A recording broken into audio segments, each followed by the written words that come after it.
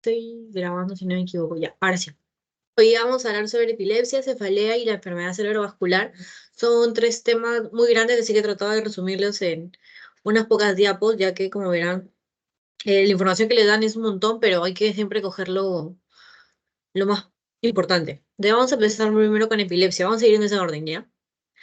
Cuando hablamos sobre epilepsia hay que diferenciar que hay algo que se llama epilepsia y algo que se llama convulsión.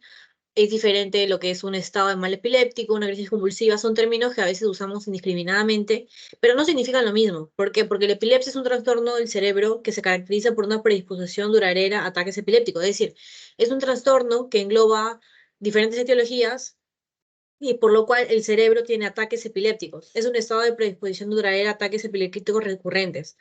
Esto quiere decir que tiene diferentes causas, pero se caracteriza todos por lo mismo, tienes ataques epilépticos. Una convulsión es otra cosa, una convulsión es una expresión clínica de descargas anormales, excesivas y sincrónicas de neuronas. Actividad paroxística normal es intermitente y generalmente limitada. O sea, cuando nosotros vemos una persona, lo más común, no hemos visto quizás a alguien convulsionar, hemos visto a alguien en el piso que tiene estas contracciones tónico-clónicas generalizadas, lo que decimos, ¿tiene epilepsia? No, no tiene epilepsia, es una convulsión. Este episodio único clínico en el cual vemos esta descarga normal excesiva que nos parece eh, quizás algo tosca, esa es la convulsión. Ahora, cuando tú tienes epilepsia, lo que le digo, ¿no? La epilepsia no solamente implica una causa, es decir, tiene diferentes causas. Vamos a ver que hay epilepsias que tienen un inicio en la infancia, que tienen una causa determinada y pertenecen a un grupo grande de síndromes, y hay otras epilepsias que son, que se clasifican de otra manera. Las convulsiones entonces solamente van a ser el episodio aislado. Vamos a ver además de que cuando hablamos sobre estado epiléptico, hay unos criterios para decir que una persona está en un estado epiléptico y hay unos criterios para ver cómo es el manejo en cada caso. Entonces, ya que vamos a ver la epilepsia, vamos a ir por partes, ¿no? Primero es el tipo de convulsión. Ya les dije, ¿no? Una convulsión es un ataque paroxístico que es anormal, que es intermitente, es autolimitado y hay que diferenciar entre un ataque paroxístico o un ataque epiléptico. Luego tenemos el tipo de ataque. Se va a clasificar según la manifestación inicial. El problema es que a veces el paciente no sabe cómo inició la convulsión. Por ejemplo, a veces dicen que no se recuerdan, que nadie los vio, no tenían nadie cerca, entonces no sabemos cómo inició la convulsión. Entonces a ese tipo le llamamos la desconocida. Pero también hay otra que es generalizada, focal y la desconocida que les mencioné. La generalizada se puede subdividir a su vez en motor o no motor y la focal este, se subdivide según el nivel de conciencia, si el paciente estaba consciente, si tenía la conciencia alterada o si perdió la conciencia, o si no, como le digo, conciencia desconocida, cuando el paciente no sabe, no se acuerda, no había nadie que lo viera en ese momento. Y también la podemos clasificar la convulsión focal como motora o no motora. La generalizada implica que hay varios puntos de focos que causan una convulsión, en cambio la focal es un solo foco. Ahorita vamos a ver una imagen. Creo que acá se ve bien, ya. Mira, en esta convulsión generalizada es esto, ¿ves? Vemos varios foquitos que van a causar manifestaciones diferentes, ¿no? Porque hay varios focos. En cambio, la que es focal, local, es un solo foquito que me va a causar la convulsión. Entonces tenemos epilepsia según el tipo de convulsión. ¿Cómo podemos clasificar la epilepsia? Si tú tienes una convulsión, o sea, esta manifestación clínica, tú puedes tener diferentes tipos de epilepsia. Tienes epilepsia que son generalizadas, focales, generalizada y focal, y la desconocida. La epilepsia generalizada se da cuando, como les digo, el punto, el origen epileptógeno está en algún punto interno e involucra rápidamente varias redes distribuidas bilateralmente, o sea, va de aquí para allá, todo esto.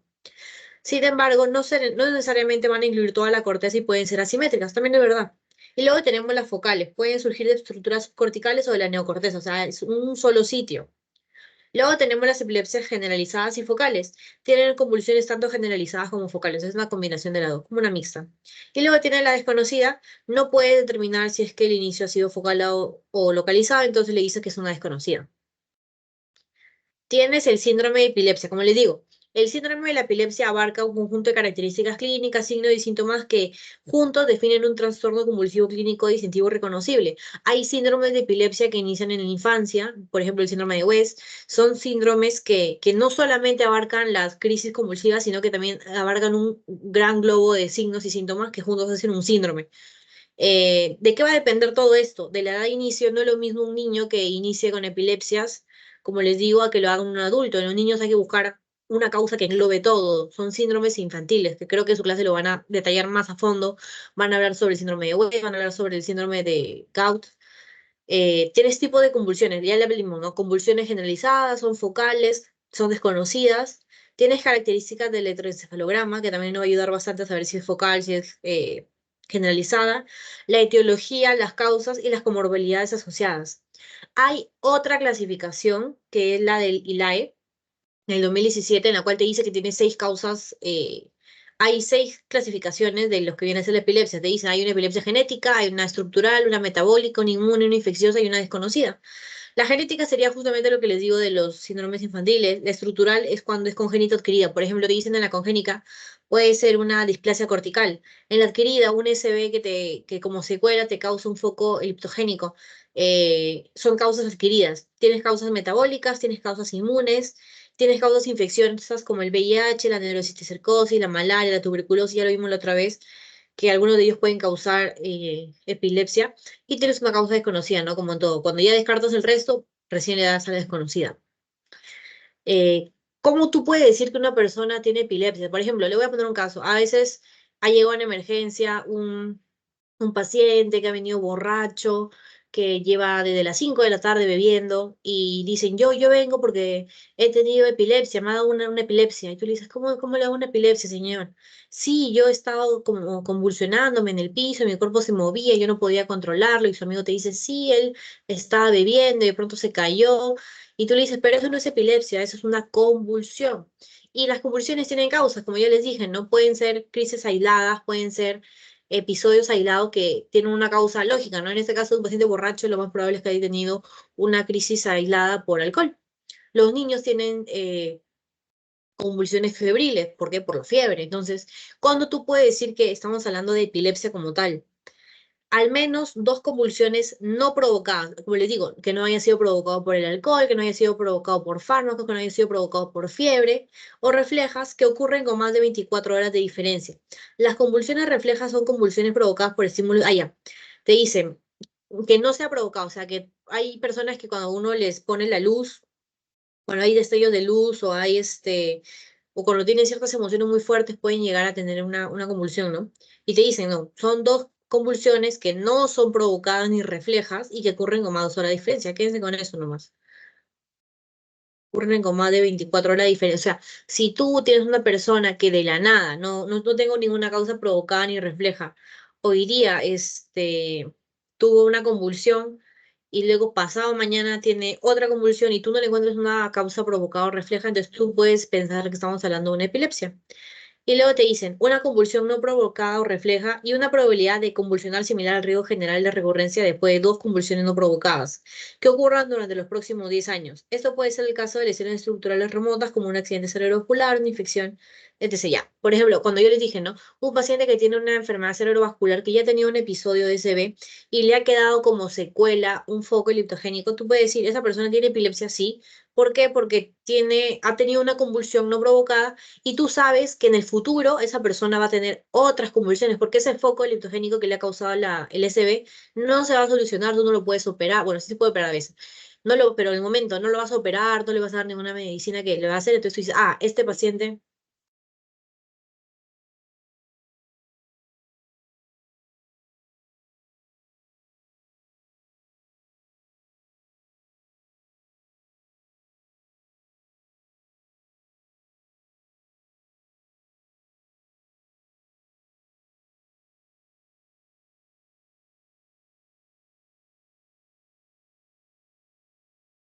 Perdón, chicos, a veces mi internet se trulea. ¿Me escuchan bien ahorita? Sí, se Sí, escucha se bien. escucha. Sí. Ya, ok. Entonces, como le decía, una convulsión, tú puedes también decir que esa persona tiene epilepsia cuando tú ya tuvo una convulsión y tú dices, este paciente tiene mucha chance a que en el futuro tenga otras convulsiones. Tú puedes decir eso también cuando tienes pacientes como te ponen acá, cuando han tenido un accidente cerebrovascular, cuando han tenido una infección en el sistema nervioso central, ciertos tipos de lesión cerebral traumática, cuando tú sabes que no han quedado bien y que tienen focos eliptogénicos, entonces tú dices, ese paciente así no lo haya hecho ahorita o ha hecho una sola vez, igual puede tener la probabilidad de hacer más y puedes decir que tiene epilepsia. Entonces, vamos a simplificar un poco. ¿Cuál es el tratamiento? El tratamiento varía mucho dependiendo de qué tipo de crisis tienes. Cuando yo les hablé sobre si puede ser generalizada, si puede ser focal, si puede ser de causa desconocida, es porque los tratamientos se dividen en eso, cada uno tiene su mecanismo de acción, si lo van a ver en fármaco, pero lo que importa en negro es cómo tú puedes tratarla. Si pertenece a un síndrome como tal, si tiene, no importa eso, no les voy a explicar eso porque es como llamada especialidad. Lo que hay que saber es que cuando tú tienes una crisis que es generalizada y focal, tú le puedes dar, por ejemplo, fenitoína, y de hecho es el fármaco de primera elección. En cambio, cuando tú tienes crisis focales, te dan carbamazepina. Entonces, por ejemplo, si te ponen en un caso clínico, paciente que viene, que refiere haber tenido una convulsión y ya tiene el antecedente de epilepsia diagnosticada y sus convulsiones son de tipo generalizadas, motoras, tónico-clónicas. ¿Qué medicamento le puedes dar? Cuando son crisis generalizadas, sobre todo el primer fármaco de elección de la fenitoína. En cambio, cuando las crisis son focales, el fármaco de elección es la carbamazepina. Ahora, obviamente hay como que ciertos salvedades, ¿no? La fenitoína no se le puede dar a los niños, eso es algo que tener en cuenta, y no le puede dar a las mujeres embarazadas porque es teratogénico. La carbamazepina tampoco se la puede dar a las embarazadas porque es teratogénico, y tienes, por ejemplo, tienes un tipo de crisis que son las de ausencia. Cuando yo les dije que las generalizadas se podían clasificar en motor y no motor, las motoras las que son escandalosas, las generalizadas no motoras, son las crisis de ausencia. Es cuando una persona es como que está hablando contigo todo, y se queda así quieto, tú piensas que se ha ido, como que se ha desconectado del medio. Tú le dices, oye, oye, ¿qué pasa? Y esa persona no responde, no está convulsionando así como grotescamente con las contracciones musculares, no le está pasando eso, pero esa persona se ha desconectado del medio. Esa es una epilepsia de ausencia, es una generalizada no motora. Y para estas, la crisis de ausencia, lo que se recomienda es el ácido valproico. La salvedad es que igual es teratogénico, ¿no? La mayoría de estas drogas de primera línea son teratogénicos, no se pueden usar en niños. Y ya en su clase le van a explicar más cómo funciona cada una, si bloquea la bomba de calcio, lo que sea que haga. Ya lo van a ver, pero lo importante es que se queden con eso. Cuando le den una crisis generalizada, fenitoína, crisis focal, carbamazepina, y si es de ausencia, o sea, un tipo generalizada no motora, ácido valproico. Ya, ahora como les dije, hay otras definiciones. Por ejemplo, tienes la epilepsia farmacoresistente, el estado de mal epiléptico y una definición operativa, ¿no? La epilepsia farmacoresistente es cuando tienes un paciente que tiene la epilepsia diagnosticada y tú dices, ok, mi paciente tiene una epilepsia de tipo generalizada motora. ¿Qué le doy? Fenitoína. ¿Qué pasa? No funcionó con la fenitoína, le cambio el medicamento. Y ya voy 2 esquemas de tratamiento en monoterapia, politerapia, y mi paciente no puede controlar las crisis, sigue teniendo crisis convulsivas. Esta es una persona que tiene una epilepsia farmacoresistente. ¿Qué cosa es el estado del mal epiléptico? Es cuando tú tienes una crisis generalizada o una crisis recurrente donde no has recuperado la conciencia, eh, entre ellas por más de 30 minutos. O sea, por ejemplo, he tenido una crisis a las 5 de la tarde. Y entre las 5 de la tarde y las 6 de la tarde he tenido otra, pero entre las 5 y las 6 no he recuperado la conciencia, el paciente no se ha despertado. Se prolongan por más de 30 minutos. Mira lo que te pone acá. Y acuérdense, no hay recuperación de la conciencia. Y ahora, ¿qué es lo que pasa? Que tú dices, pucha, pero no voy a esperar que el paciente esté 30 minutos convulsionando sin recuperar la conciencia para decir que está en un estado de mal epiléptico. Es verdad, su cerebro se va a zancochar mientras que se convulsiona. No puedes esperar eso, no es algo práctico, ¿no es cierto? Entonces, ¿qué vamos a hacer? Te ponen una definición que te dice, ok, en la práctica clínica, si tú estás sospechando un mal epiléptico, puedes considerarlo a partir de los 5 minutos. O sea, no es necesario que el paciente tenga 30 minutos convulsionándose sin recuperación de la conciencia y todo eso para que tú digas que estás ante un estado de mal epiléptico. Puedes considerarlo cuando una crisis convulsiva generalizada es mayor de 5 minutos de duración con igual recuperación incompleta de la conciencia, no recupera la conciencia. Ahora, ¿cómo vamos a manejar estos estados de males epilépticos? ¿Qué vamos a hacer? O sea, cuando llega un paciente y tú digas, ok, este paciente está convulsionando, doctor, doctora, ¿qué va a hacer? Tú te vas a preguntar primero. El tratamiento precoz, del estado epiléptico precoz, es con benzodiazepinas. Está midazolam, está diazepam. Acá en el Perú, si no me equivoco, solamente usamos diazepam. Es el tratamiento de primera línea. Ahora, ¿qué pasa? Si han pasado de 5 minutos a 30 minutos y el estado epiléptico está establecido, o sea, tú dices, ya, tiene más de 5 minutos, esta es mi definición práctica, ¿no? Yo sé que está en un estado mal epiléptico. Ha pasado 30 minutos. Ok, este estado epiléptico está establecido. Oficialmente cumple mi requisito de los 30 minutos. ¿Qué cosa le puedo aplicar? Le puedes aplicar fenitoína, le puedes poner fenobarbital, ácido valproico. Y cuando ya supera los 60 a 120 minutos, tú hablas que es refractario. O sea, tú le estás dando, mira, le has dado benzodiazepina, le has dado fenitoína, le has dado fenobarbital, ácido valproico, y no responde. Es refractario al tratamiento. ¿A qué pasas? Pasas a la anestesia, pero eso no lo hacemos nosotros generalmente. Tú les puedes aplicar anestesia para que este paciente deje de convulsionar, porque como les digo, mientras que tú estés convulsionando, tu cerebro sigue dañándose. Y luego tienes el que dura más de 24 horas, es un estado epiléptico súper refractario, a la cual ya, si los anestésicos no funcionan, tienen que aplicar otras medidas. Y eso era todo por la clase de epilepsia. Como ven, lo he tratado de establecer en las definiciones, porque es algo que les pueden preguntar cuándo hablamos de epilepsia, cuándo hablamos de una crisis convulsiva, cuándo, a partir de cuándo hablamos de un estado de mal epiléptico. Son preguntas muy clásicas porque mucha gente confunde que piensa que epilepsia y convulsión es lo mismo, no es lo mismo. Igual la clase de cefalea también he tratado de resumirla bastante. Mira, voy a ponerlo acá ya. La cefalea tiene causas. Tiene causas primarias y tiene causas secundarias. ¿Cuáles son causas secundarias, por ejemplo? Un tumor cerebral te puede causar cefalea. Otra causa secundaria, infecciones, claro, infecciones, hemos hablado la semana pasada, ¿no? Que cursan sobre todo con cefalea. Las infecciones son una causa secundaria. ¿Y cuáles son las primarias? Las principales primarias son migraña, tipo tensional y la cefalea en racimo, o lo dicen las trigeminales.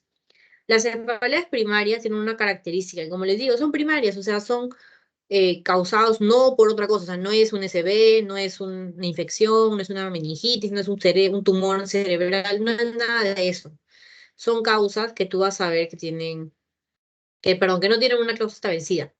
Ahora, ¿cuál es la característica?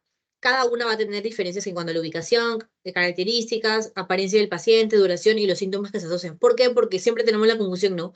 ¿Cuándo es una migraña? ¿Cuándo es una cefalea tensional? Porque todo el mundo dice, yo puedo tener migraña. No todos tienen migraña, todos podemos tener una cefalea tensional. Y vamos a ver cuál es la diferencia. Las migrañas son unilaterales. Es verdad, pueden ser bilaterales, sí, pero en menor proporción. La mayoría, miren, del 60 al 70%, la gran mayoría son unilaterales, o sea, te van a dar de un solo lado de la cara. En adultos, en cambio, en los niños y adolescentes, es al revés, en los niños y adolescentes las migrañas, perdón, son bilaterales. Pero en adultos, que es lo que te van a preguntar, te van a decir paciente que viene con dolor en mi cara derecha. Ya dices, ok, primer punto, es unilateral. En cambio, las tensionales son bilaterales, bilaterales. En cambio, las que son en cefalea de racimo siempre va a ser unilateral. Ya no hay ese porcentaje unilateral 70% y el resto bifrontal o global. No. Siempre una cefalea en racimo es unilateral y comienza en el ojo o en la sien. Ahora, ¿cuáles son las características de cada una? Vamos a ver. Tienes acá la migraña. Tiene un comienzo gradual, un patrón creciendo, o sea, el dolor va a ir de intensidad, por ejemplo, 3 de 5 a 4 de 5, 5 de 5. Pulsante, acuérdense, pulsante. Intensidad moderada, severa, agravada con la actividad. Este pacientito no puede hacer sus cosas, o sea, no es como una cefalea tensional. Una cefalea tensional, el dolor, el grado de dolor es leve a moderado. La migraña es de moderado a severo. El paciente con migraña no puede realizar sus actividades, no puede pararse y irse a trabajar y sentarse en una oficina y ver la computadora y ponerse a chambear todo el día. No puede hacer eso. Es limitante. La migraña es limitante, acuérdense. La de tipo tensional te dice, tiene presión o tirantes que aumenta y disminuye. La otra era pulsante. Este tipo tensional es intermitente. Viene, va, a veces empeora, a veces no. Así es. Y la cefalea en racimo, acuérdense, es un dolor que comienza rápidamente y alcanza el creciendo en minutos. El dolor es profundo, continuo, insoportable y de calidad explosiva. El paciente te va a decir que es el peor dolor de cabeza de su vida. ¿Por qué te va a decir eso? Porque es un dolor muy abrupto que va de poquito a mucho, gran intensidad en poco tiempo. Es insoportable, es como si la cabeza te estallara y te va a decir, como les digo, es el peor dolor de cabeza de toda mi vida. Nunca me ha dolido la cabeza así. Apariencia del paciente. En la migraña, el paciente prefiere estar descansando en una habitación oscura y tranquila. Como les dije, la migraña es limitante, o sea, la persona no puede ponerse a trabajar, no puede salir a caminar, no, quiere estar encerrado en su cuarto con la luz apagada. ¿Por qué? Porque la mayoría de síntomas asociados son, por ejemplo, náusea, vómito, fotofobia, por eso apagan la luz, fonofobia, no quieren ningún ruido, nada que me moleste. Pueden tener el aura, que es generalmente visual, que es como la lucecita blancas que ves, pero puede involucrar sentidos y causar deficiencias motoras o del habla. El tipo tensional, el paciente puede permanecer activo o puede necesitar descansar. O sea, que un paciente que dice, sí, como que me molesta, pero yo sigo trabajando. A mí me molesta, pero igual voy a clase porque uno tiene que hacer las cosas, pues, ¿no? En cambio, el de migraña no, el de migraña te va a decir, no puedo ir a trabajar, no puedo ir a clase, no puedo porque me duele mucho. Y luego la cefalea en racimo, el paciente permanece activo. La duración. La duración va a variar mucho porque la migraña puede ir de 4 a 72 horas, pero la tensional puede durar de 30 minutos hasta 7 días, o sea, y la cefalea de racimo de 15 minutos a 3 horas. Como le digo, los síntomas asociados a la migraña, fotofobia, fonofobia, aura, problemas visuales que limitan, nuevamente les digo, limitan la actividad del paciente. El paciente no puede hablar por teléfono porque le molestan los sonidos, no puede salir a tomar el sol porque le molesta la luz, prefiere estar en su cuarto echado boca abajo con la luz apagada y que nadie lo mire, nadie lo toque, nadie le hable. En cambio, en el tipo tensional no hay ningún síntoma asociado. Cuando ya hay un síntoma, tengo náuseas, ya no es tensional, automáticamente ya deja de ser tensional. Cefalea racimo, lagrimeo ipsilateral, enrojecimiento del ojo, congestión nasal, tinorrea, palidez, transpiración, síndrome de Horner, inquietud, agitación, síntomas neurológicos focales raros y sensibilidad al alcohol. Todo eso se puede hacer una cefalea en racimo. Ahora, la pregunta es, ¿qué cosa le doy? Y acá vamos a dividir el tratamiento en dos. Tenemos un tratamiento abortivo y un tratamiento preventivo. Un tratamiento abortivo se refiere a un tratamiento de emergencia, un tratamiento de rescate. ¿Qué le voy a dar ahorita a mi paciente para que no le duela ahorita la cabeza? Y el preventivo, lo contrario, el preventivo es qué le voy a dar a mi paciente para que no le duele la cabeza mañana, pasado mañana, el mes que viene. ¿Entienden? En la migraña, los abortivos incluyen los AINES, los analgésicos combinados, medicamentos antieméticos y corticosteroides. ¿Por qué le dije que son varios, no? Son varios porque, por ejemplo, si tienen náuseas y vómitos, tú le puedes dar un antiemético. Tienen AINES, le puedes dar cualquier AINES. Ideal sería que sean los más potentes, cosa que el dolor que va de moderado a severo pase de leve a moderado, aunque sea. En el tipo tensional también, de primera elección, los AINES. Y en la cefalea de racino, los triptanos, como el silmetriptán, creo que se llama. Todo lo que sean triptanos que se inyectan de vía subcutánea.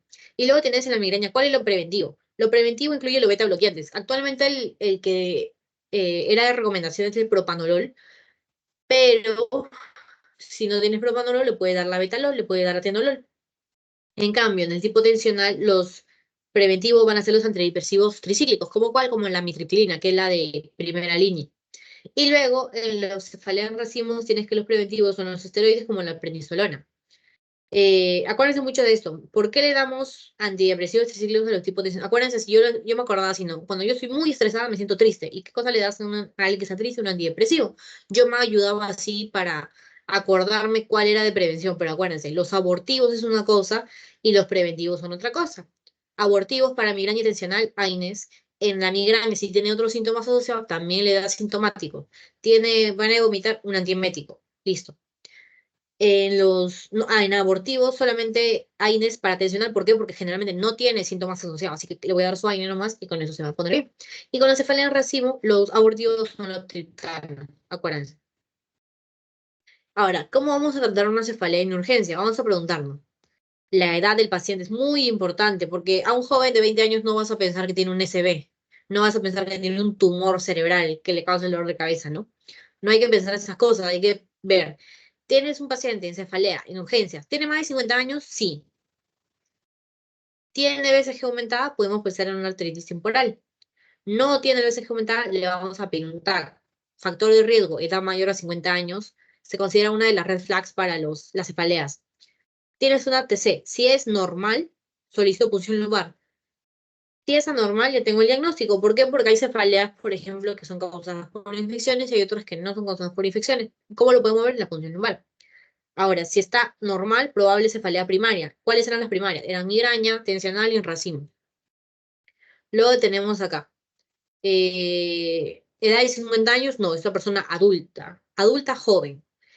¿Tiene criterios de alarma? Si sí tiene criterio de alarma, por ejemplo, un dolor que no mejora con fármacos, un dolor que va empeorando en poco tiempo, un dolor eh, que es en estallido, lo que te digo de eh, cefaleas que son que van de intensidad muy variable y que en poco tiempo se han vuelto muy feas, sí, criterio de alarma. Eso lo van a ver en sus seminarios seguramente.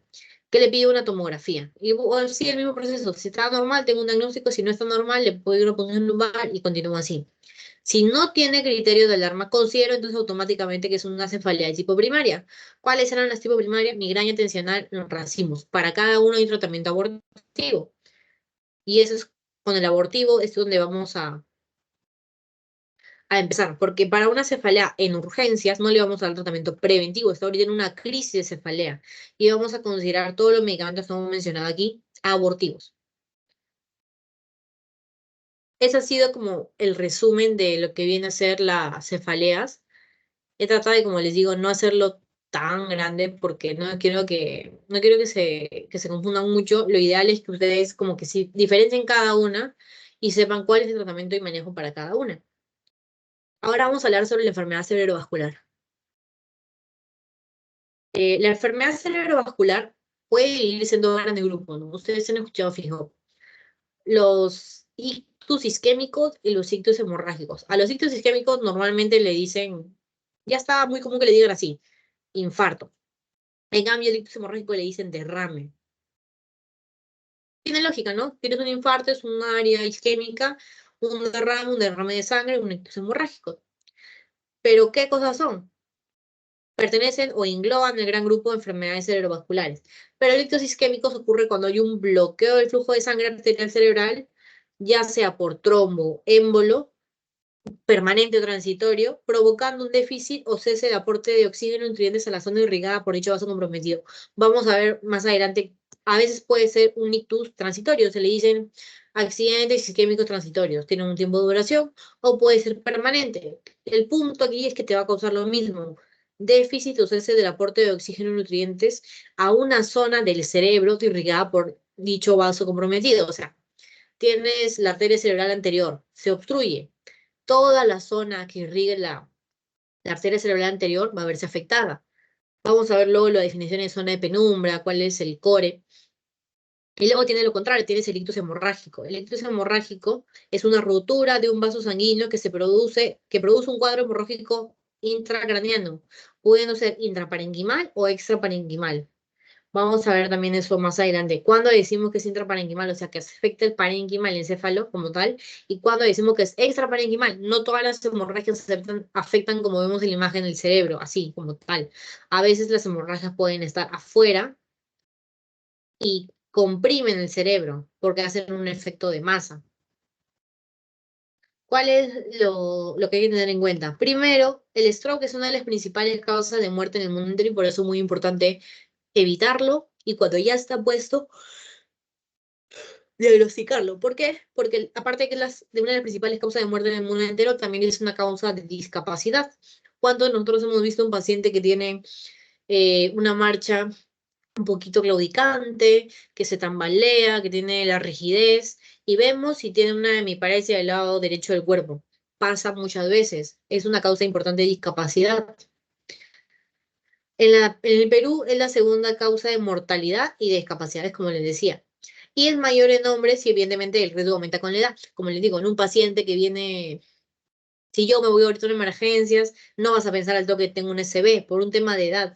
A partir de los 40 años puedes considerar que las mujeres y los hombres tienen mayor riesgo a tener un SB de tipo isquémico o hemorrágico, dependiendo del factor de riesgo que tenga cada uno. Ahora, para el ictus isquémico como tal, vamos a dividirlo, ¿no? Primero vamos a hablar de ictus isquémico y luego vamos a hablar del hemorrágico. Para el ictus isquémico, los factores de riesgo van, edad, como les dije, a partir de los 40 años, varones, heredabilidad, presión alta, es un punto muy importante, presión alta, y si le preguntan cuál es el principal factor de riesgo para un ictus isquémico, presión arterial alta. ¿Cuánto? Mayor de 160-90, que se define, ¿no?, como una hipertensión.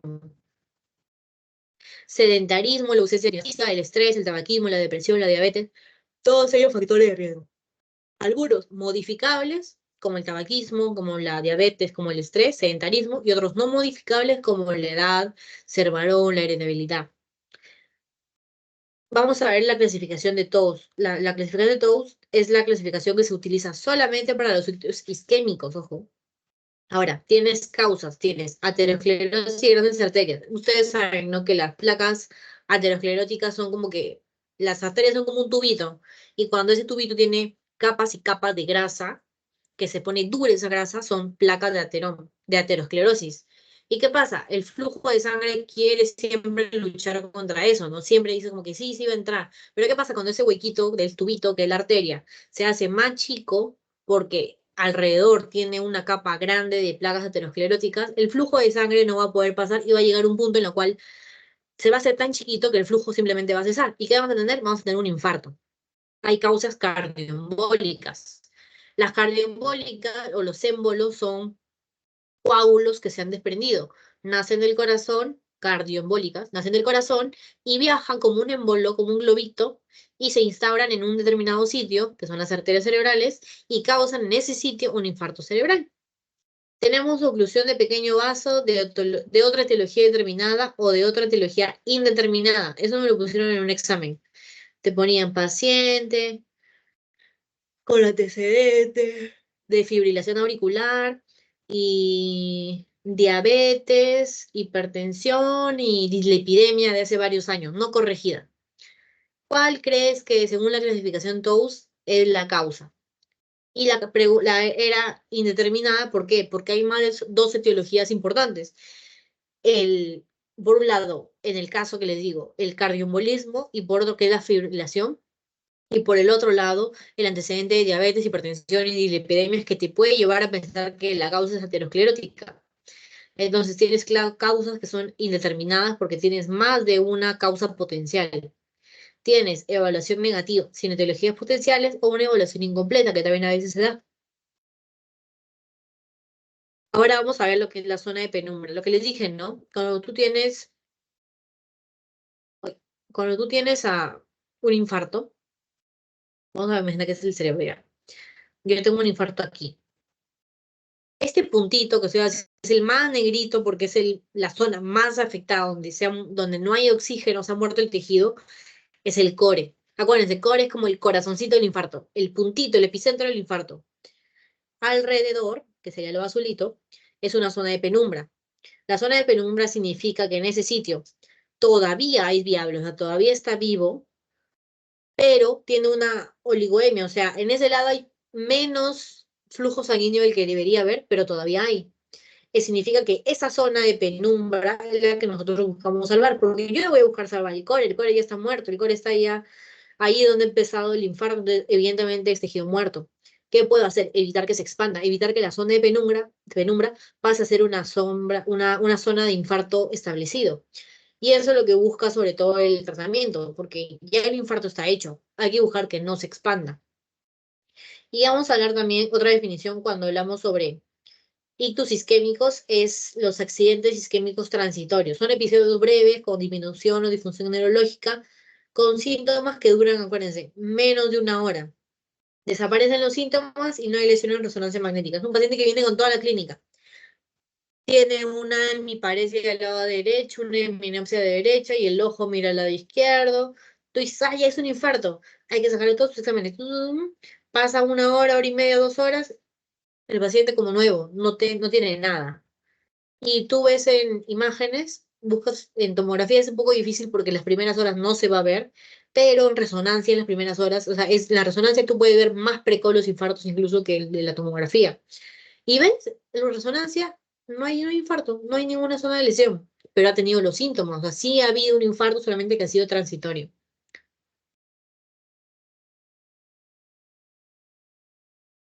Ahora viene los ictus isquémicos, ¿cómo vamos a ver la clínica?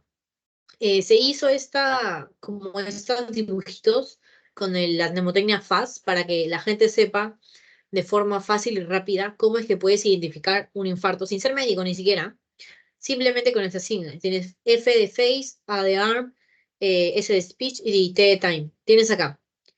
El paciente, es lo típico, ¿no? Tenemos un pacientito que se le empieza a caer así como si fuera un chicle, la mitad de la cara se le empieza a caer. Tiene la persona una mirada asimétrica, se le ve que la cara está a un lado mal, ya, face. Arm. No puede mover el brazo, si tienes una debilidad del brazo del mismo lado que ha sido lo de la cara. El paciente hace ruidos que no son palabras porque no puede articular bien, speech. Y time es tiempo de llamar al 911, o sea, llamar a emergencia. Cuando ya tiene estos síntomas es porque el paciente evidentemente está sufriendo un SB. ¿Cuál es el problema? Que el FA solamente veía la zona de la arteria cerebral anterior, no, perdón, o sea, veía todo lo que era mejor dicho, la circulación anterior. ¿Por qué? Porque si se dan cuenta, la clínica es como de un infarto en toda la circulación anterior que sería la carotidia, o sea, la arteria cerebral anterior y la arteria cerebral media. Falta la parte posterior. Entonces, ¿qué cosa le agregaron? Le agregaron el BFAS y le agregaron balance y los ojos. El paciente puede mantenerse de pie sin tambalearse o los ojos.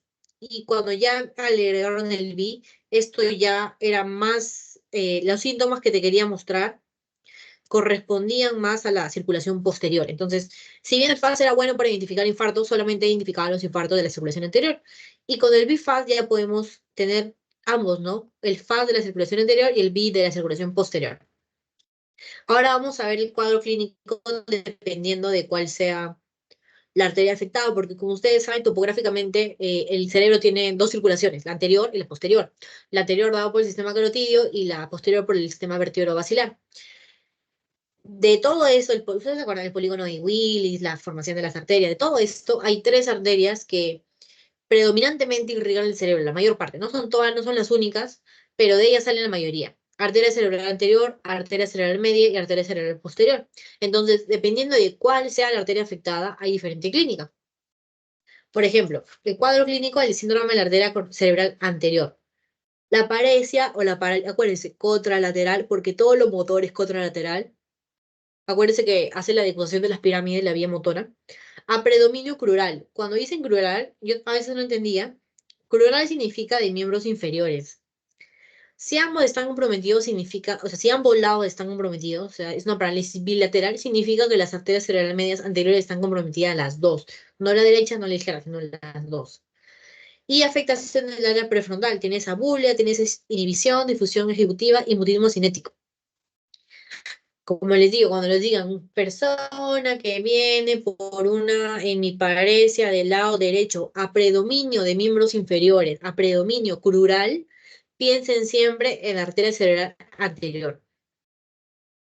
Tienes luego la afectación de la arteria cerebral media. Y van a ver que tiene más síntomas. ¿Por qué? Porque la arteria cerebral media ocupa gran parte, o irriga, mejor dicho, gran parte del cerebro. Es la que más irriga. Entonces los síntomas son muy floridos. ¿Qué es lo más importante? Hemiparesia del lado contralateral. Si se afectó el hemisferio izquierdo, la hemiparesia va a ser derecha. Y viceversa, si se afectó el hemisferio derecho, la hemiparesia va a ser izquierda. Dejémoslo como hemiparesia contralateral que predomina sobre todo en la cara y en los miembros superiores. Por eso que le dicen que es braquial. También puedes tener hemihipoestesia, hemianopsia homónima, disartria, anosognosis, asomatognosia, propasognosia, efecto plano, negligencia izquierda. Una de las que más también te pueden decir es que el paciente tiene una hemianopsia homónima. La heminopsia también va a ser del lado contralateral y algo que te dicen siempre es que cuando se afecta la arteria cerebral media, el ojo mira el lado enfermo. O sea, si tienes una hemianopsia izquierda, tú sabes que por el tema de la declusación se afecta el hemisferio derecho, pero el ojito va a mirar hacia el lado afectado, o sea, va a mirar hacia el lado derecho. Lo vamos a ver en un caso clínico después. Y tienes acá, cuadro clínico de síndrome de arteria cerebral posterior. Es la última. Se afecta el lóbulo occipital, el lóbulo temporal medial y cada uno va a tener. Por ejemplo, si se afecta el lóbulo occipital, tenemos hemianopsia homónima contralateral, lo mismo que hemos visto, pero hay una ceguera cortical que es bilateral. En cambio, si se afecta el lóbulo temporal medial, tenemos déficit en la memoria anterógrada o retrógrada, alteración del comportamiento con agitación y paranomia. Y cuando tenemos un cuadro clínico de síndrome talámico, es cuando ya hay pérdida sensorial contralateral, afasia transcortical, disfunción ejecutiva, disminución del nivel de conciencia y alteración de la memoria. ¿Cuáles son las más comunes que pregunte? Lo de la arteria cerebral media y la arteria cerebral anterior. Acuérdense, arteria cerebral media a predominio de la cara y de miembros superiores. Arteria cerebral anterior a predominio de miembros inferiores, crural.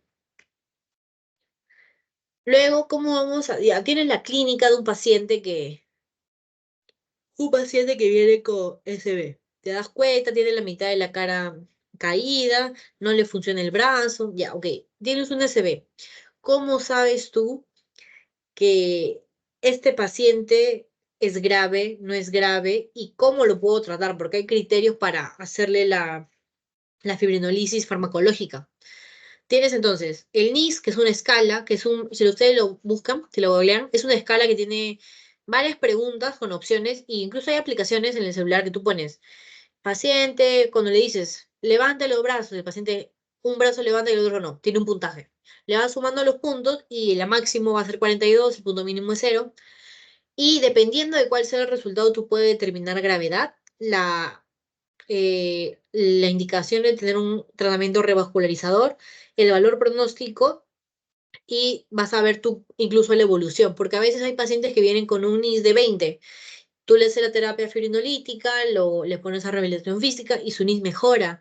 Ya no es tan malo su NIS, ahora ya no es 20, ahora es 40. El paciente puede mejorar mucho con el NIS, sabiendo tú qué áreas vas a mejorar.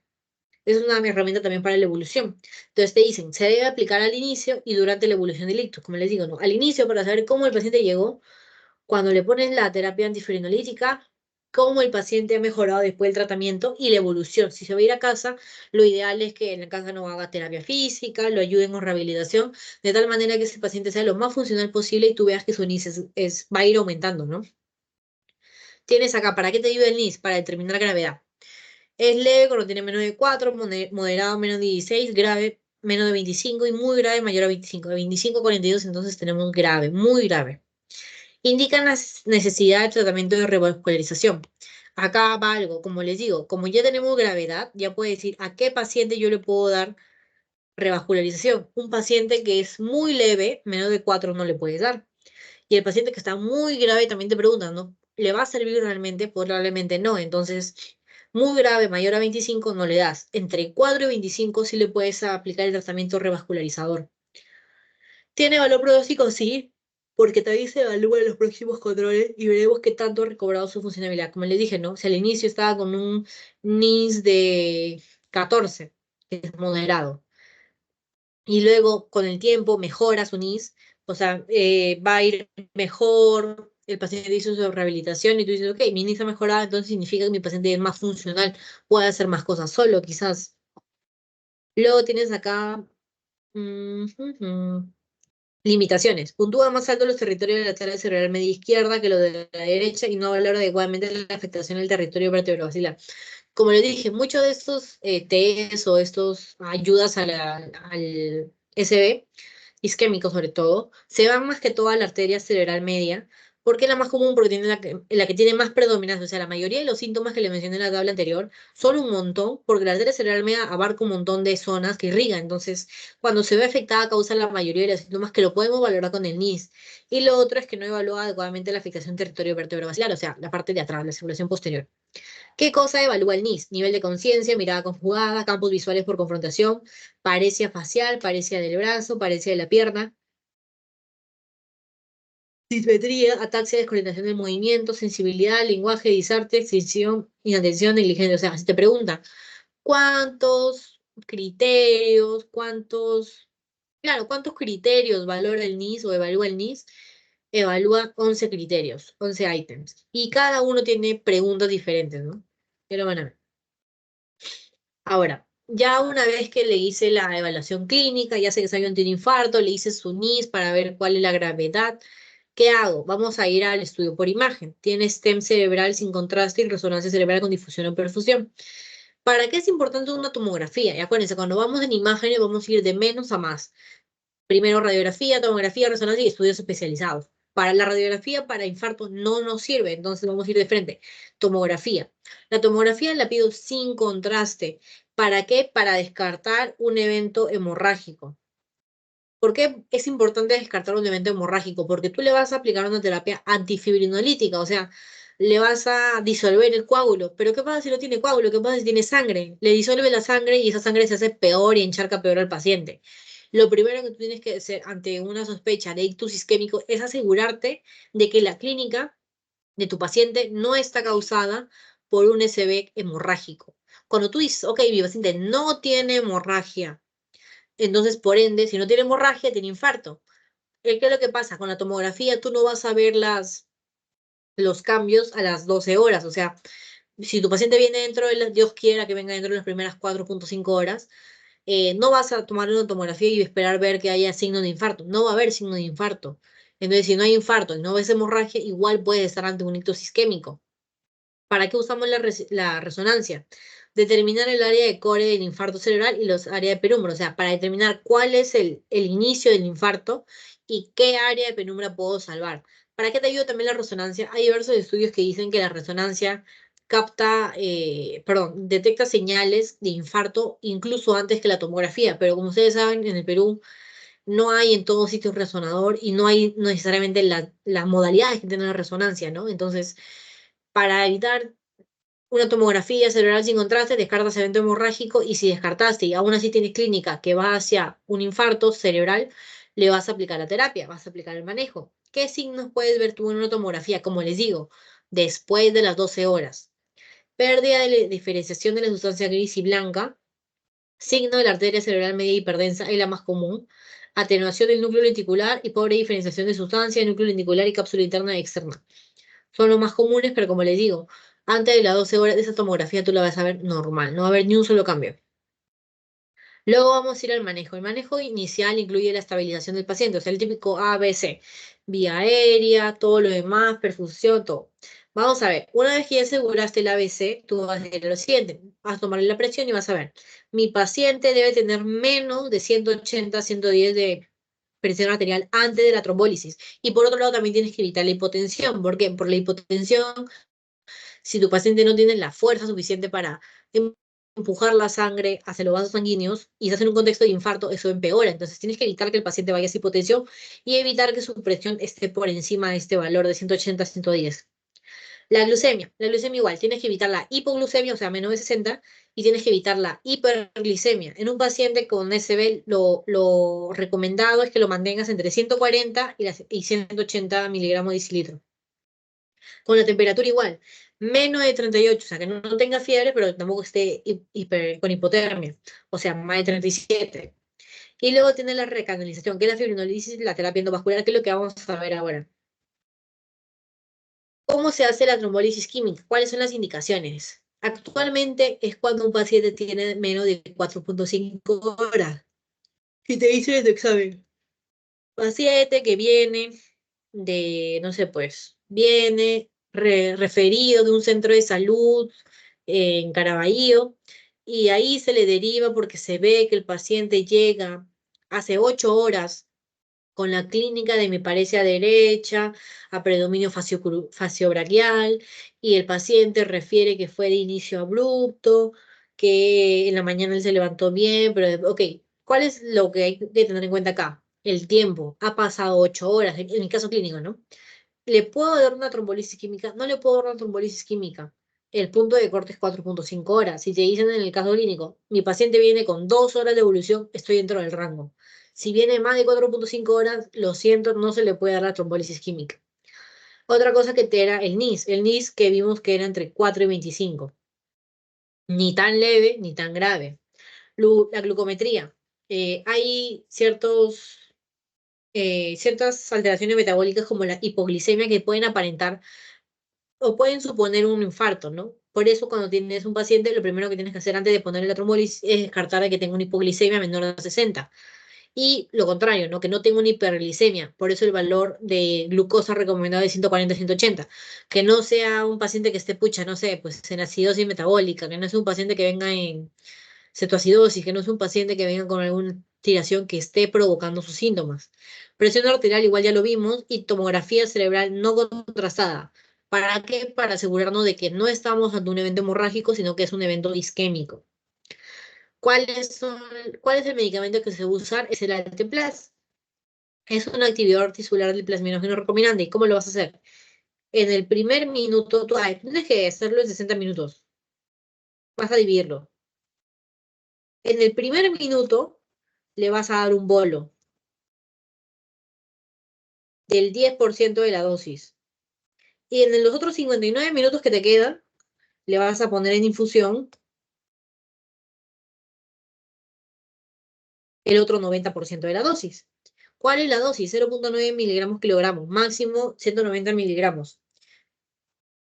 Esa es como tú le vas a dar. En 60 minutos, primer minuto, un bolo del 10% de la dosis y los otros tiempos que te queda le vas a dar en infusión el 90% de la dosis que te queda.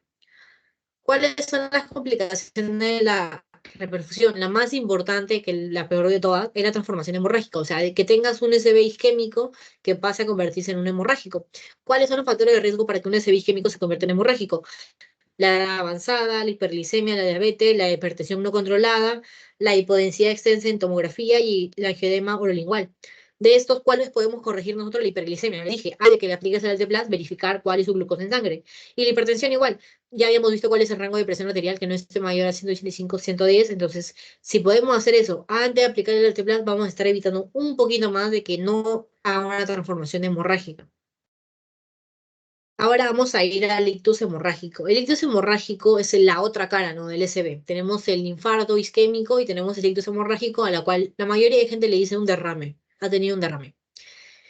¿Cuál es la principal causa? La hipertensión arterial mal controlada, paciente que no toma su medicamento, que no toma todos los días el medicamento, que toma un día sí, un día no, paciente que tiene mal control, que puede tomar el medicamento, pero quizás el medicamento no le está controlando la presión arterial y que es de larga data, o sea, no es algo que, ay, no, hoy día no tomé mi pastilla después de 20 años y hoy día me va a dar el infarto. No, es un paciente que viene años, meses sin tomar medicación, sin controlarse, tomando o actitudes que le pueden aumentar el factor de riesgo, como cuáles, como usted estar gordito, tomar alcohol encima, enojarse, tener una vida muy frustrada, cosas que hacen que la hipertensión se controle mal. ¿Cuál es la segunda causa? La angiopatía amiloide cerebral. En los pacientes que son ancianos hay que considerar mucho, si no ha sido causa hipertensa, si un paciente que no es hipertenso, considere entonces angiopatía amiloide cerebral. Son causas principales de ictus hemorrágico. ¿Hay causas secundarias? Sí, obviamente hay causas secundarias. ¿Como cuáles? Como las traumáticas, por infartos, perdón, tumores. Hay causas secundarias, pero las causas primarias, hipertensión, angiopatía amiloide. Ahora, tú también puedes clasificar el ictus hemorrágico en dos, intraaxial o extraaxial. Yo me ayudo acordándome que la intraaxial es la que es intraparenquimatosa, o sea, está dentro del cerebro. Acá, por ejemplo, acá hay un dibujito. Ven que o sea, cuando ustedes se refieren al plano axial, se refieren a esto, ¿no es cierto? El medio, la mitad.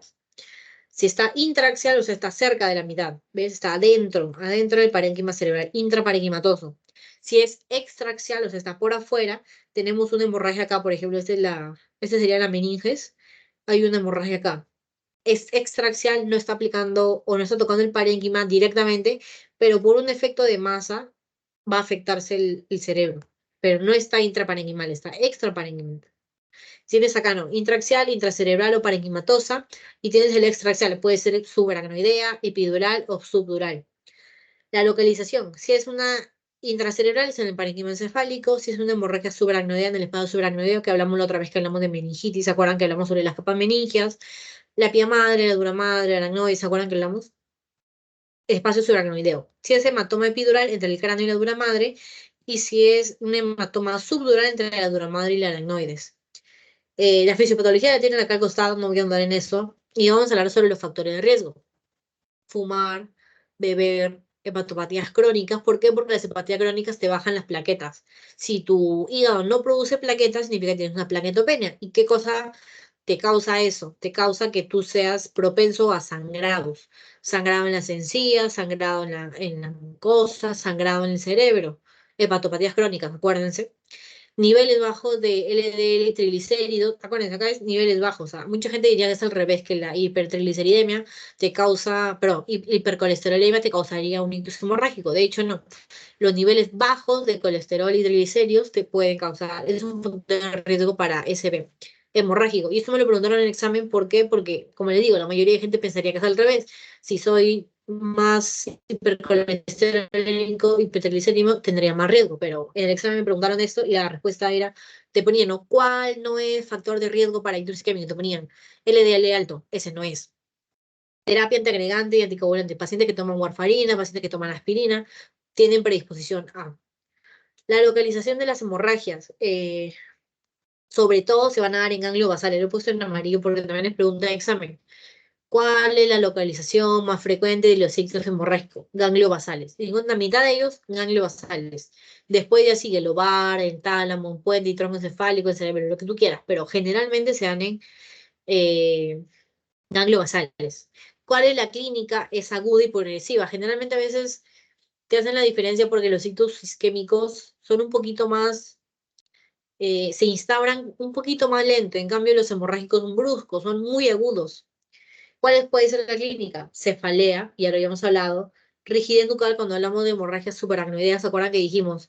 Cuando hablamos de meningitis y dijimos sobre los signos meningios. Si tengo signos meningios, pero no hay fiebre, pensemos en hemorragia subaracnoidea. Era uno de los principales diagnósticos de diferenciación. Igual acá. Rigidez de nuca, Kernin positivo, no hay fiebre, no hay antecedente epidemiológico de nada, hemorragia subaracnoidea. Deterioro del estado de alerta, vómitos, coma, déficit controlatal sensoriomotol, etc. Y ahora, ¿cuál es el manejo? El manejo de la presión tiene que hacerse gradualmente, acuérdense. ¿Por qué? Porque ya les había dicho, no puedes tener el paciente con la presión volando, pero tampoco hipotenso. ¿Por qué? Porque vas a empeorar el daño que va a haber en la zona. Entonces, tienes una reducción a 150 a 90 milímetros de mercurio gradual. La PIC, ¿cómo controla la hipertensión intracraniana? Como hay un fenómeno de herniación, de que empieza a... Cuando tienes que es intraparenquimal, evidentemente vas a tener un aumento de la PIC. Cuando es un fenómeno de herniación porque el hematoma subdural, subaracnoideo, lo que sea, empieza a aplastar el cerebro, va a causar no solamente herniación, o sea, desviación de la línea media, sino que también va a causar que el cerebro se empiece a hinchar. Y cuando se hincha, ¿qué pasa? Se aumenta la presión del cerebro. Entonces, ¿qué cosa puede usar? Puede usar agentes osmóticos, como cuáles, como el manitol. Se recomienda hiperventilación, se le recomienda un catéter intraparenquimal o intraventricular, que eso ya es cuando quieren manejar mucho la PIC. Cuando no te funciona el manitol, le puedes poner un catéter. Tienes hemostasia. ¿Cómo controlo de que mi paciente no siga sangrando? Por ejemplo, si tienes un paciente que tiene le dice, ¿no? Si tiene cirrosis, una hepatopatía crónica, ¿cómo hago para que mi paciente no siga teniendo ese sangrado que le predispone su enfermedad de base? Le puedes poner a un paciente una bolsa de plaquetas. Hay otras cosas, si el paciente toma anticoagulantes, por ejemplo, le puedes poner vitamina K.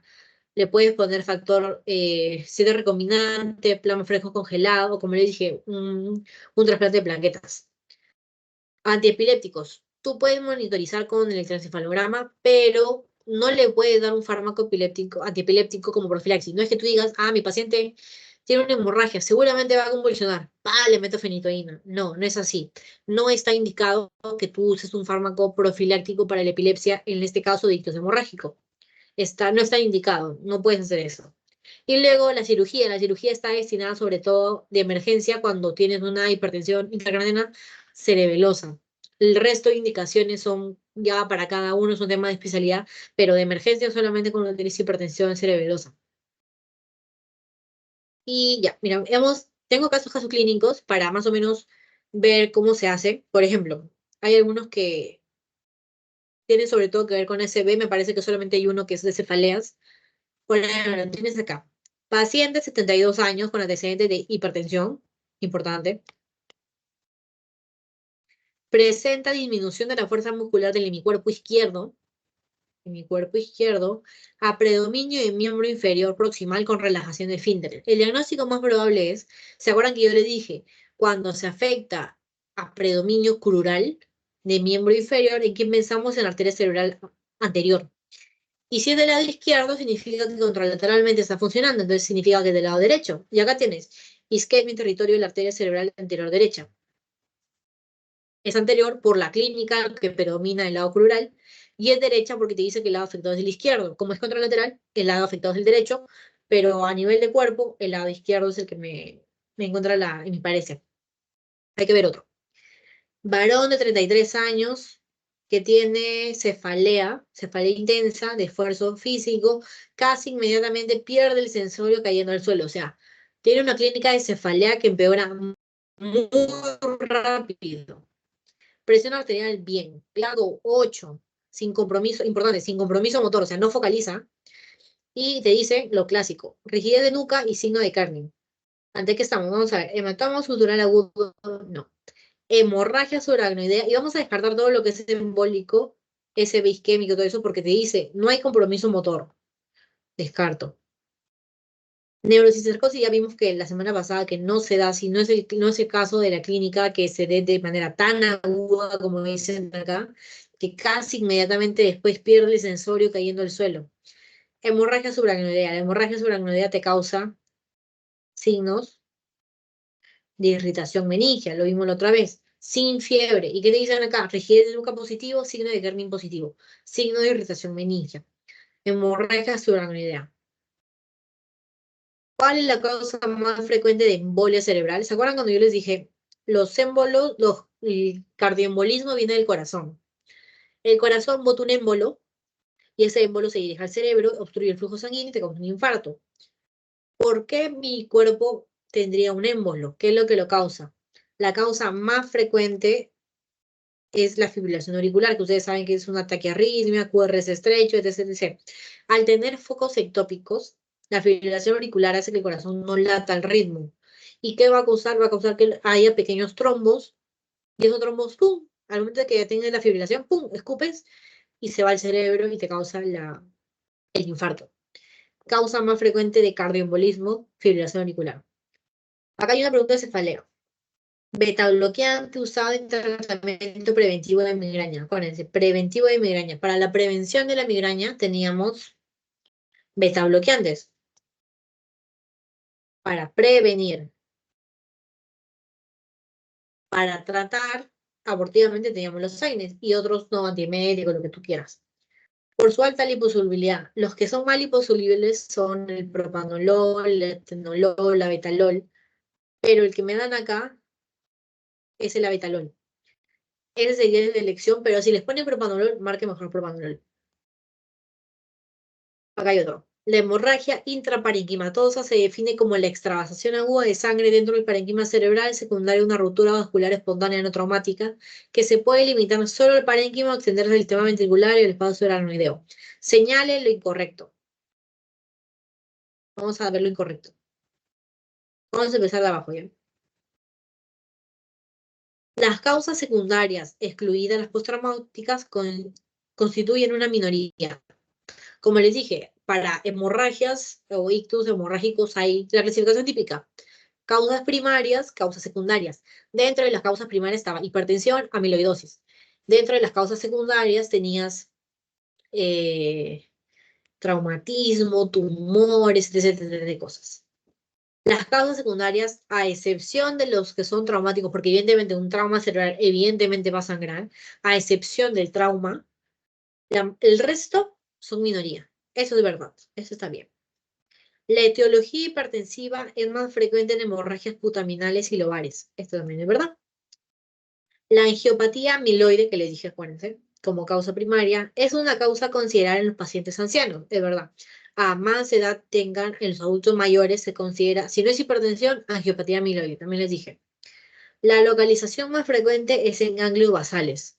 También les dije, acuérdense, el 50% de las hemorragias cerebrales se dan en ganglios basales. El resto, historia. La mayoría es en ganglios basales. Más de la cuarta parte se localizan en el tronco y cerebelo. Esta es la falsa. ¿Por qué? Porque estábamos hablando de que la mayoría se encuentran en ganglios basales. Entonces, si la mayoría se encuentran en ganglios basales, el otro 25% no es en tronco y cerebelo. Será un 10% quizás, pero no tanto. Esa es la mala. Y tenemos dos malas, la última, ¿ya? Varón de 50 años de edad, diabético, hipertenso. Yo siempre lo subrayo porque me parece a mí antecedentes importantes. Diabético hipertenso que inicia con hemiplegia y hemianestesia del lado derecho, hemianopsia derecha, uy,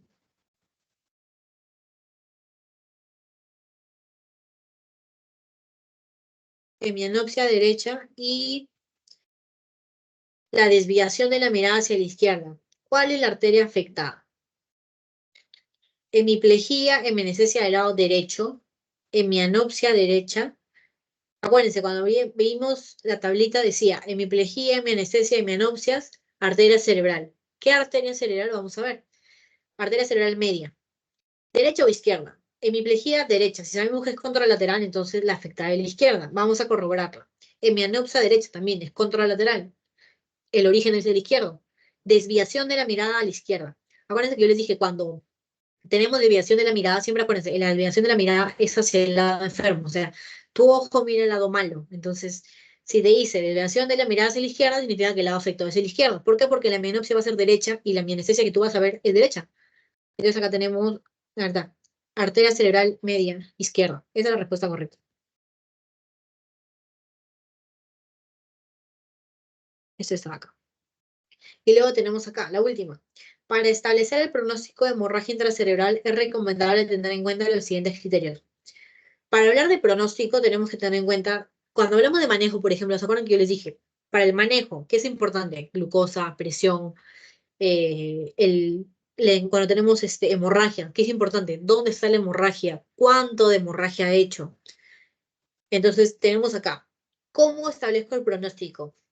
De abajo hacia arriba. Desplazamiento de estructura de la línea media, sí. ¿De acuerdo que yo les dije? Cuando hay una hemorragia que es intracerebral y empieza a herniar, o sea, empieza de la línea media, se va yendo para el costado porque está aplastando, porque la sangre al final de cuentas ocupa un espacio, eso significa que hay una herniación.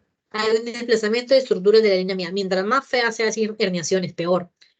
Evolución del glauco. Claro que sí, porque el paciente que llega con un glauco de 8 y luego pasan unas horas, 6, glauco 6, significa que cosa que está empeorando. Eso también está bien. Tamaño, volumen del sangrado. Evidentemente es microsangrados que no son tan, no repercuten tanto. Ahí es diferente que se haya reventado un aneurisma, haya pasado otra cosa y que el sangrado sea muy grande. Tamaño y volumen del sangrado también está bien. Cifras de presión arterial, igual como les dije, para mantener la presión arterial tenemos que no irnos ni a la hipertensión ni hacia la hipotensión y por eso hay un rango. Cifra de presión arterial entonces está bien, es algo que hay que tener en cuenta. ¿Qué nos queda? Persistencia del coma. Para hablar de pronóstico no utilizamos eso. Hablamos de presión, cifra de presión arterial con la que llegó, tamaño, volumen sangrado, evolución de la escala de Glasgow y desplazamiento de estructura de la línea media, o sea, el fenómeno de herniación. Todo eso hay que tener en cuenta para pronóstico de una hemorragia. Y ya, esas son todas las preguntas. Perdón que les haya metido tres temas en una sola clase, sino que como me pasaron el cronograma, vi que les tocaba esos temas. Y la idea es que yo trate de avanzar como a la par para que ustedes cuando llegue la mitad del semestre hayan tenido todos los temas y les vaya bien. No estoy segura, en mi caso, mi examen parcial es la siguiente semana de un curso, entonces no sé en ustedes si saben cuándo es su examen parcial, no sé si va a ser en mes y medio, en un mes como en mi caso, cosa que podemos ver quizás un día para hacer un repaso o para aclarar algunas dudas, o si quieren podemos banquear con preguntas que tengan de exámenes pasados de la universidad. Me avisan más que todo, sobre todo para ver con tiempo, por favor, cuándo es el examen parcial, o si van a tener parcial y final, o no van a tener parcial, simplemente van a tener un examen. No sé si saben sobre eso. Es el 1 de abril, el examen del neuro. Ah, el primero, a ver, todavía queda tiempo, queda unas 2 semanas. Entonces, ¿les El parece que primero, hacemos un banqueo de preguntas? Si tienen preguntas de semestres pasados, de exámenes, me lo pueden pasar y vemos, pues nos hacemos un banqueo, cosa que en el parcial ustedes se van tranquilos. ¿Sí les parece?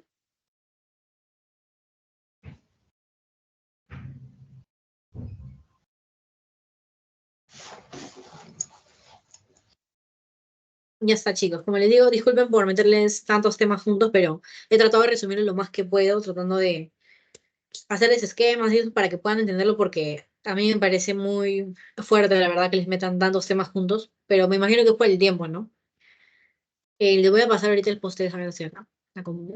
¿Tienen alguna pregunta? Me van diciendo mientras que les paso el post por favor.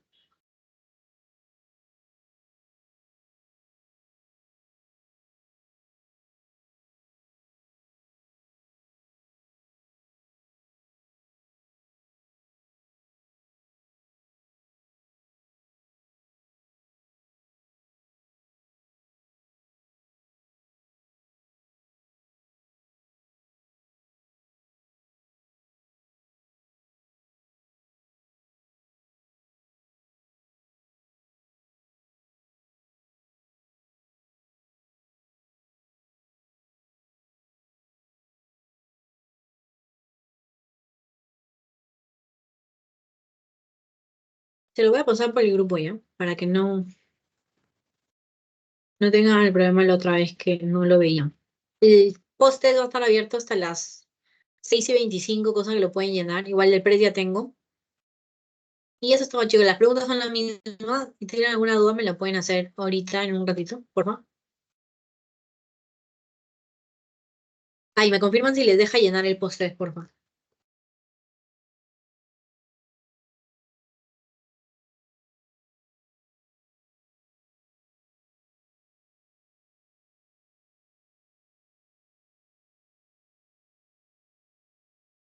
Si les deja llenar, chicos, me confirman, por favor.